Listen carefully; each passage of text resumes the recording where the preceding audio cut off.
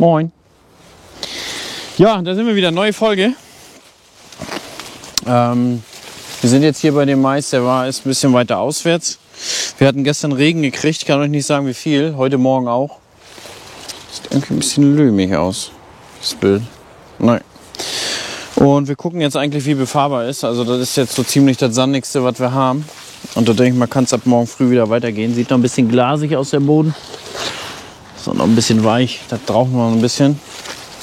Ja, was sehen wir auf jeden Fall? Wir sehen dasselbe Phänomen wie letztes Jahr. Ne? Der war ja hier ein bisschen trocken. Der hat mehr unter Trockenheit gelitten.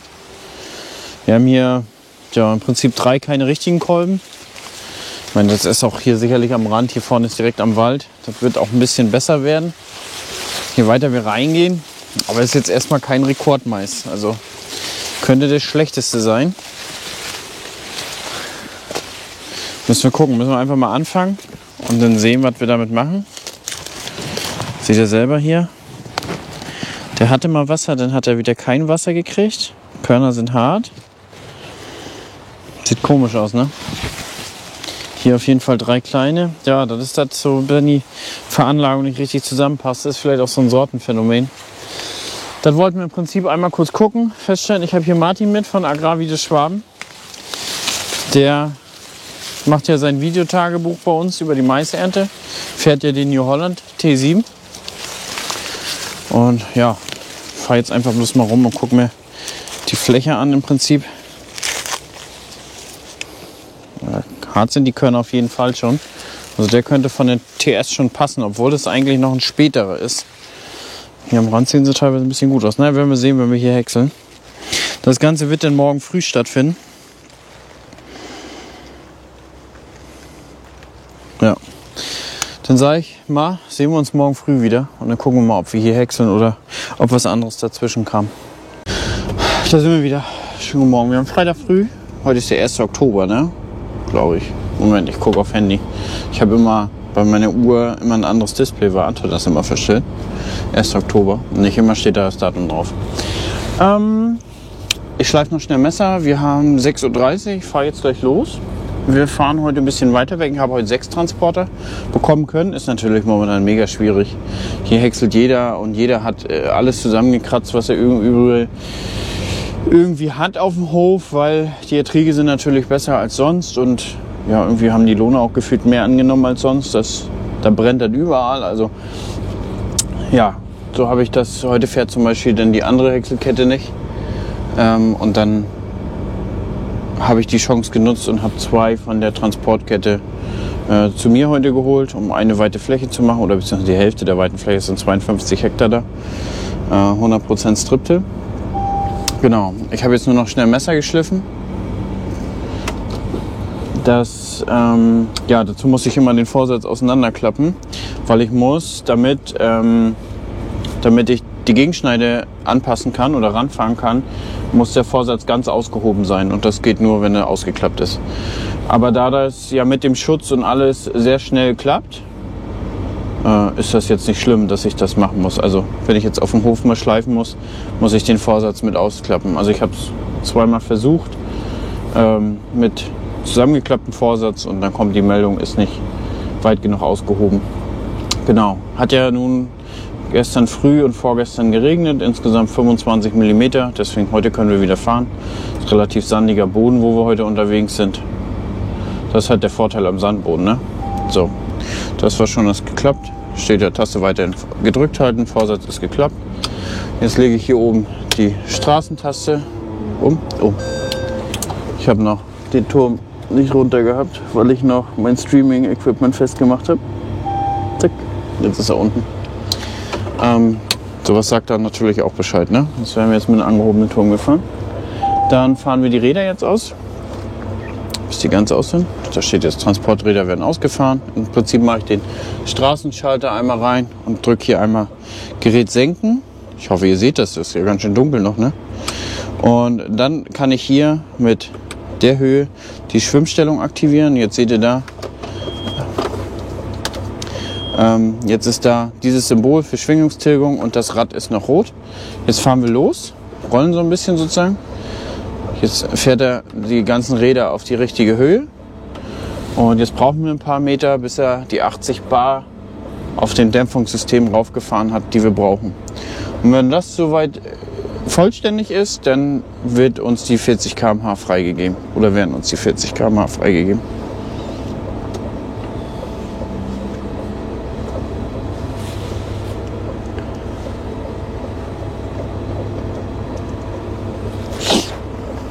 Zack. So, jetzt können wir 40 km/h fahren. Jetzt fahre ich mit Halbgas wieder. Halbgas ist im Prinzip hier das automatische Gas. Also das, was er immer alleine regelt, sowohl auf dem Acker als auch hier. Ja, und dann geht's los, Leute. Dann fahren wir. Ein Punkt, der noch gefragt wurde letzte Woche, warum die Silotransportwagen vom Harvey bei uns nicht mitgefahren ist. A, auf der Fläche brauchten wir nicht. Also mit dem Landwirt, den wir da gehäckselt hatten, wir bringen 2 mit und er hat 2. Und er fährt mit einmal unseren Sportkipper gespannt. Und zum anderen hatten wir das Glück in Anführungszeichen, dass letztes Jahr am ersten Tag der Maisernte ein Probearbeiter uns das Gespann bei 50 km/h in den Graben geworfen hat. Mit erheblichen Schaden am Fendt und alles drum und dran. Ich habe das damals nicht in den Videos kommuniziert, weil ich halt nicht wollte, dass er irgendwie einen schlechten Ruf bekommt. Aber inzwischen hat sich das ja nun alles halb verjährt, sag ich mal. Und wir wollten uns dann im Sommer das Ding eigentlich reparieren und hatte dann zum Sommer dann nachher die Teile bestellt. Oder Ende des Sommers, keine Ahnung. Jedenfalls, was ich natürlich nicht bedacht habe, was nicht vorauszusehen war, dass die ganze Lieferzeit ja momentan alles echt langsam braucht oder echt lange braucht. Ne? Deswegen, ich hätte das jetzt Anfang Oktober gekriegt, Mitte Anfang Oktober die Teile. Ja, und habe dann gesagt, naja, dann brauche ich das auch nicht mehr, dann schieben wir es aufs nächste Jahr. Also jetzt habe ich gesagt, lass das im Januar 22 liefern und dann mache ich dann den wieder heil, weil wir haben halt 3 Seiten, die verformt sind, die Klappe ist verformt. Den Rest haben wir ja schon wieder repariert gehabt. Das war ja der Überladewagen, da war ja viel am Hänger kaputt, an dem Hydrauliksystem, weil die ganzen Schläuche ja mit abgerissen waren. Weil schlichtweg der ganze Hänger abgerissen war von dem Fendt. Also es war ja der 826, der ganze Hydraulikblock war aus dem 826 rausgerissen. Was heißt rausgerissen? Der war halt abgerissen halb und musste halt erneuert werden. Die Schläuche dazu unterm Fendt mussten erneuert werden. Das glaube ich waren nachher 15.000 € nur der Fendt. Und dann kommen ungefähr nochmal 15 für den Hänger dazu. Mit allem drum und dran, mit Hydrauliksystem, was da kaputt war. Genau, deswegen fährt er nicht mit. Deswegen habe ich mir jetzt hier auch, haben wir uns jetzt hier anders beholfen. So viel erstmal dazu und ich würde sagen, den Rest gucken wir uns gleich dann auf dem Acker an. So, da sind wir wieder. Wenn wir das Ganze so ein bisschen nebenbei auf. Ich hoffe, das funktioniert ganz gut. Ich denke, man sieht auch einigermaßen ein bisschen was. Ja, wir haben hier angefangen. Ich habe gerade mal hier den Job neu gestartet. Beim Terminal S7 bin ich noch nicht ganz so firm. Habe ja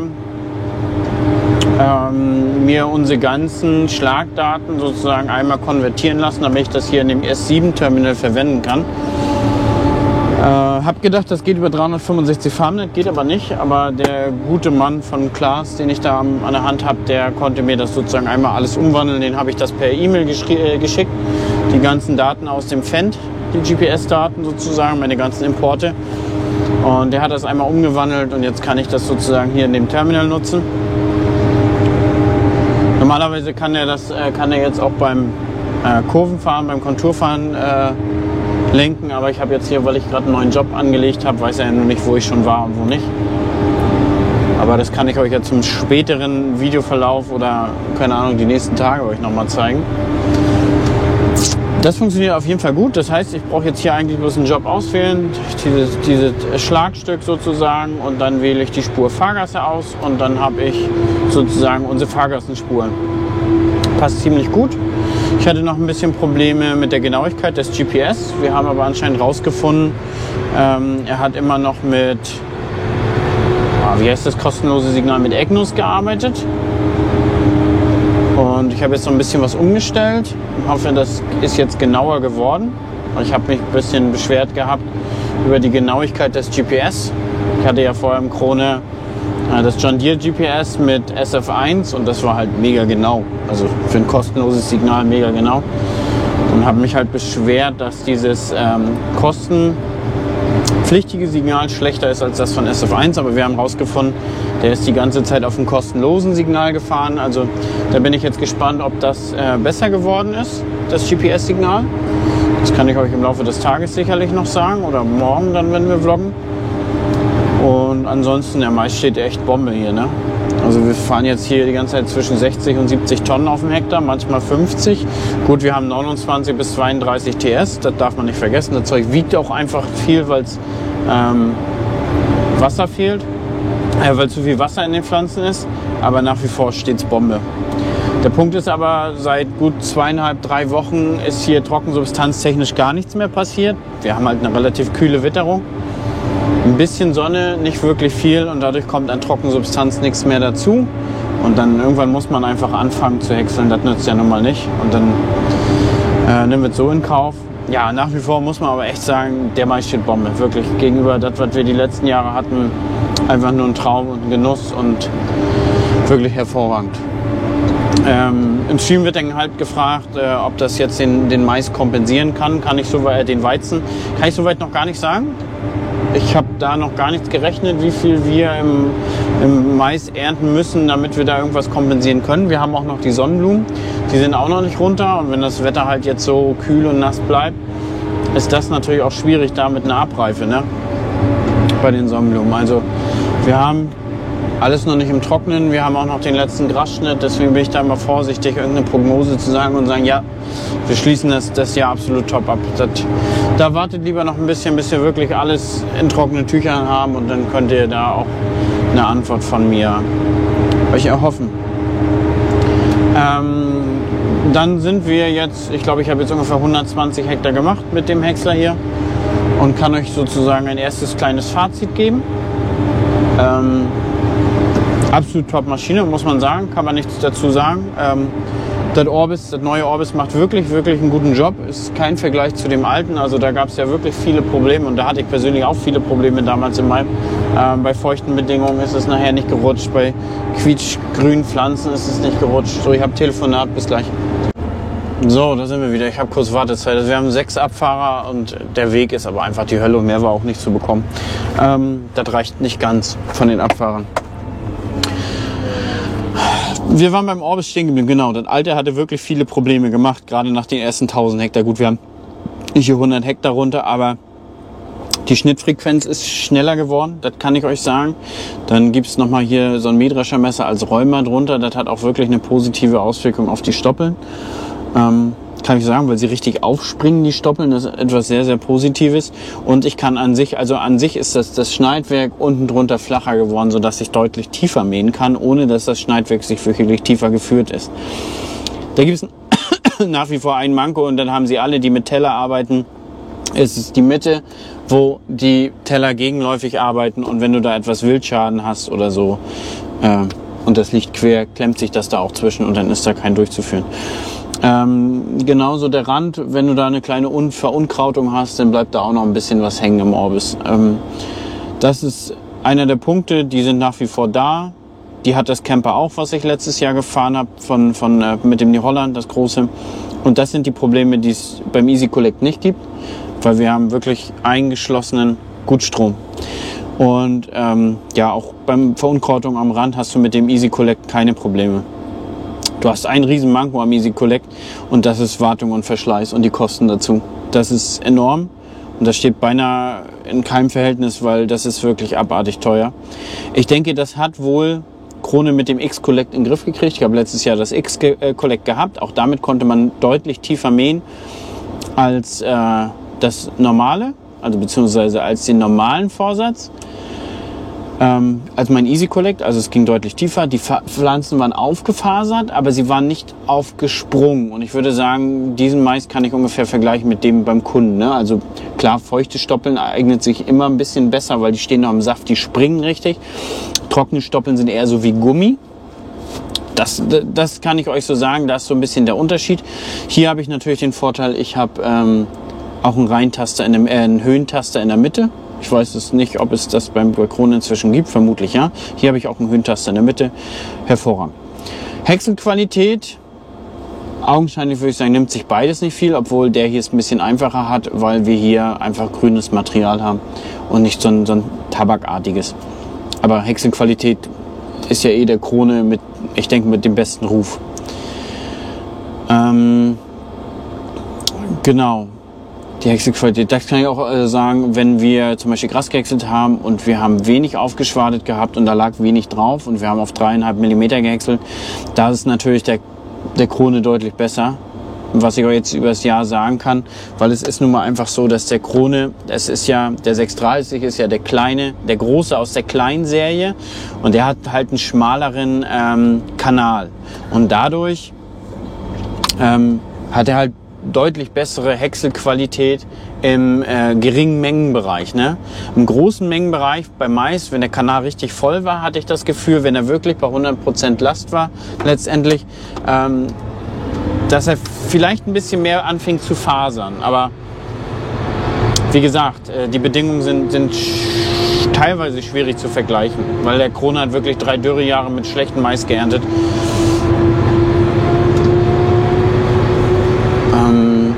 Genau, das gibt es erstmal zu sagen. Leistungstechnisch würde ich sagen, ist es ein bisschen schwierig, teilweise sogar unfair, die beiden zu vergleichen. Weil, wie gesagt, der Krone hat diesen schmaleren Gutflusskanal und der ist natürlich auch leistungstechnisch etwas begrenzter als hier der große Kanal, der ja hier auch, ich glaube, vom 99 mitgenutzt wird. Also der ist schon deutlich breiter, der ganze Gutflusskanal. Von daher denke ich, hat der von Haus aus, obwohl beide ähnlich viel PS haben oder fast genauso viel PS haben, hat dieser hier bei hohen Mengen von Haus aus bessere Chancen bzw. mehr Vorteile. Deswegen ist es leistungstechnisch etwas schwierig zu vergleichen. Genau. Es wird teilweise angemerkt, dass ich fast nur Gutes von dem Jaguar erzähle und nichts Schlechtes.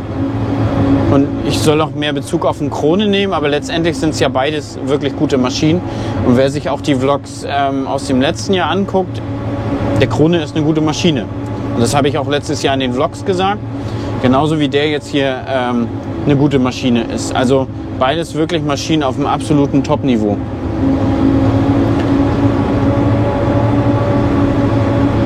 Und ja, ich bin halt auch ein Typ, der nicht ständig irgendwelche Kritikpunkte sucht und die dann anmerken muss. Wenn es bis jetzt noch keine gab, dann gab es bis jetzt halt keine. Beziehungsweise sie sind so marginal, dass ich so denke, ja, die sind es halt nicht wert. Also es gibt ein paar Dinge, die kann man vergleichen, aber viele Dinge halt auch nicht. Wie gesagt, so, der Umbau. Detlef sagt, Häckslermesser ist Jaguar deutlich besser. Dann Cracker nehmen sie sich beide nicht viel, sagt er. Also das eine kannst du unten drunter schieben, hochpumpen und reinbauen. Das andere kannst du hier mit einem Teellader oder Stapler über die Seite reinbauen. Sagt er, ist beides top gemacht. Dann die Turmverlängerung, da war Detlef beim Krone. Aber da hatte ich auch schon gesagt, vorm Krone hat er gesagt, ist er beim Jaguar. Also ich denke, wenn er jetzt aktuell sagt, er ist da beim Krone, dann mag das auch so sein.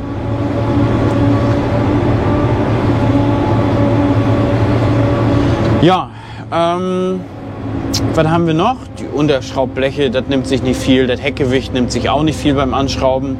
Obwohl man beim Krone, beim Heckgewicht, muss man auch den Anhängebock mit umschrauben. Wir fahren leer hoch. Ich will mit eine gerade AB reinfahren. Also beim Krone muss man den Anhängerbock mit umschrauben. Das ist wirklich ein bisschen mehr Aufwand. Also hier ist es tatsächlich, glaube ich, 4 Schrauben runter, festschrauben, fertig. Und beim Krone waren es, glaube ich, 8 Schrauben. Also ist nicht die Welt. Das ist eine wirklich gute Lösung. Was haben wir noch? Genau. Das ist ja im Prinzip alles, was man so umbaut. Was ich sagen muss, beim Krone konnte man halt noch ohne Heckgewicht fahren. Also du konntest kurzzeitig mal hier was umbauen, im Maisgebiss ran und bist losgefahren und hast dann eine Schneise gehäckselt. Hier muss wenigstens das Heckgewicht ran, weil das Orbis ist, ich weiß nicht, ob es schwerer ist oder ob der Hebel ein anderer ist, aber es ist so, dass das Lenken an sich sehr, sehr bescheiden ist mit dem Raupenlaufwerk und hinten, wenn keine Last auf dem Heck ist, lenkt der wirklich sehr, sehr bescheiden. Jetzt ist alles gut, jetzt ist alles in Ordnung. Aber ja, das war auch so, dass wir gesagt haben, nee, wir müssen jetzt auch erst das Heckgewicht ranmachen, bevor wir hier irgendwie welche Schneisen häckseln. Genau, das ist der Punkt. Ja, ich glaube, soweit haben wir ungefähr das Pro und Contra abgearbeitet. Vorgewände, die Bänder fahren jetzt natürlich nicht mehr hoch, also die bleiben jetzt permanent unten. Wie sieht das Vorgewände aus? Im Prinzip genauso wie, als wenn ein Mähdrescher irgendwo mit Raupe umdreht. Klar, da sind Spuren, wer schon mal eine Raupe umdrehen sehen hat, da sind nun mal Spuren. Und ja, letztendlich läuft er aber dafür ein bisschen auf der Fläche wirklich sehr ruhig und sehr bodenschonend. Kommen wir zum Mais. Steht Bombe, habe ich glaube ich schon gesagt, wie ihr das so ein bisschen seht.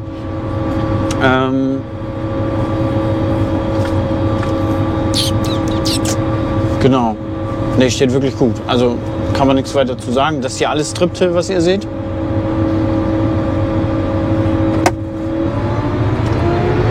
Was noch ein Punkt war, der Krone der hatte halt keine Gänge. Und du konntest halt wirklich jetzt auch hier schnell mal mit 30 über den Acker fahren und zum nächsten Anschnitt stellen. Hier muss ich einen Gang umschalten, weil ich den ersten Gang, der ist bis 17 km/h begrenzt, und dann hätte ich den nächsten Gang.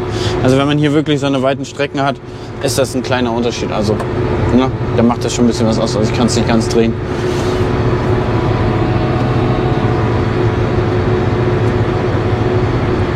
Einer der Punkte, was natürlich ist, habe ich auch schon angemerkt, diese Taste, die CMOS Auto Performance hat und den Autopilot gleichzeitig, ist nicht immer die beste Variante. Weil manchmal möchte ich den Autopilot reinmachen, aber noch nicht Auto-Performance, oder umgekehrt. Manchmal möchte ich einfach nur Auto-Performance reinmachen, dass er die Geschwindigkeit automatisch steuert. Aber wenn ich den drücke, lenkt er sofort. Ne? Also das ist so der Punkt. Klar, ich kann es permanent am Terminal ein- und ausschalten, aber wie sinnvoll ist es, wenn ich es bloß für 10 Sekunden oder so ausschalten möchte? Das ist ja da auch nicht dann so zweckführend, also beziehungsweise so sinnhaftig.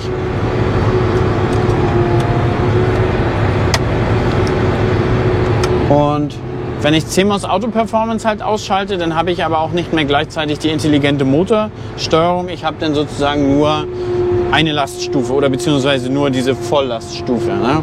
Und jetzt regelt er ja permanent die Geschwindigkeit alleine. Oh.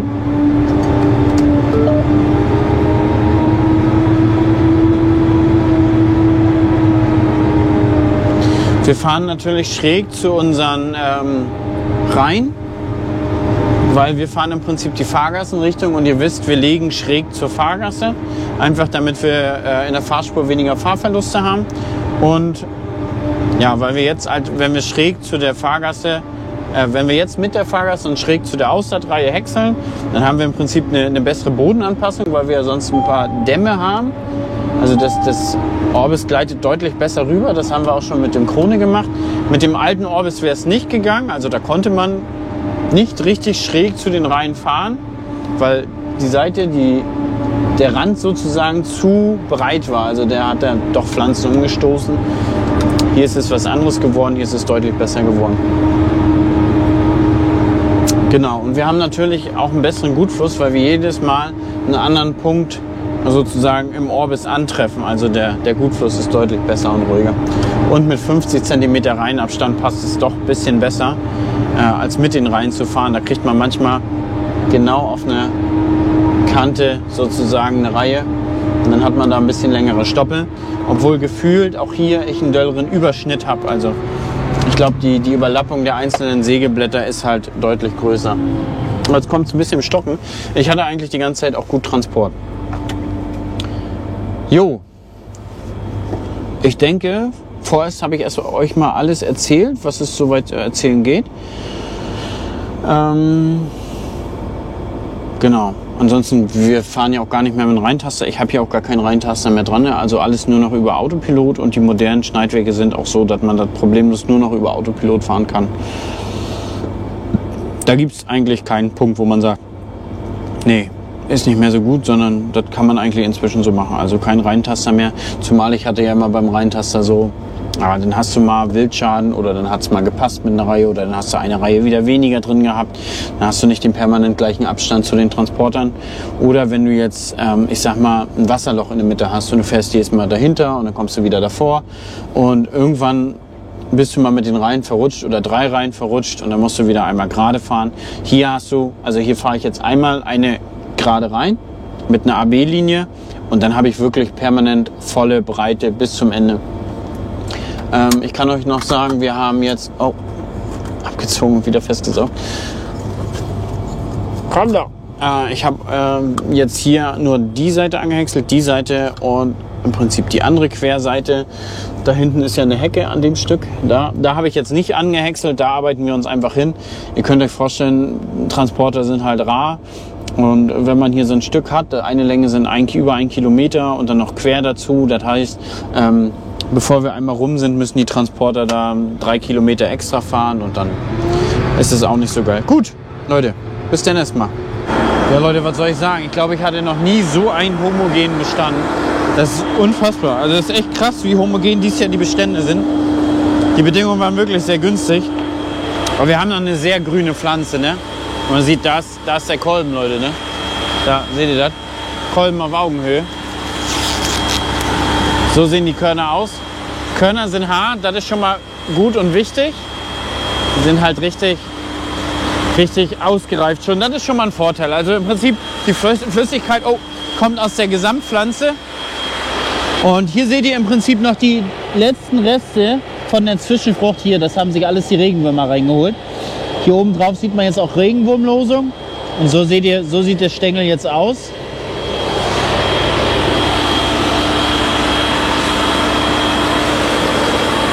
Und was ich euch auch zeigen wollte, war ein bisschen die Häckselqualität.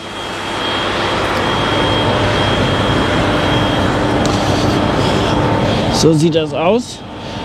6 mm Häckselqualität, 6 mm Häcksellänge und Cracker halt so fein, dass die Körner richtig zermahlen sind. Ne?